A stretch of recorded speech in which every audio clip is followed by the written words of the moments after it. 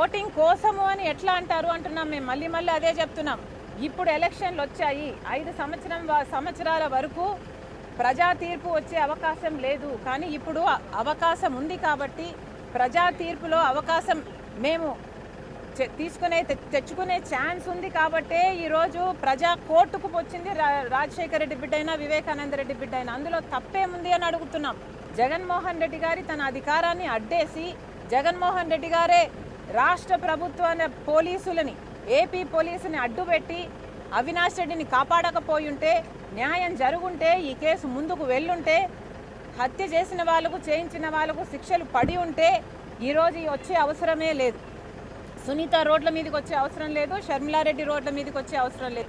ఎలక్షన్లు వచ్చాయి, ప్రజలు తీర్పు చెప్పే అవకాశం ఉంది కాబట్టి ప్రజలను అడుగుతున్నాం. మీరు తీర్పు చెప్పండి. మీరు న్యాయం వైపా లేకపోతే మీరు నేరం వైపు?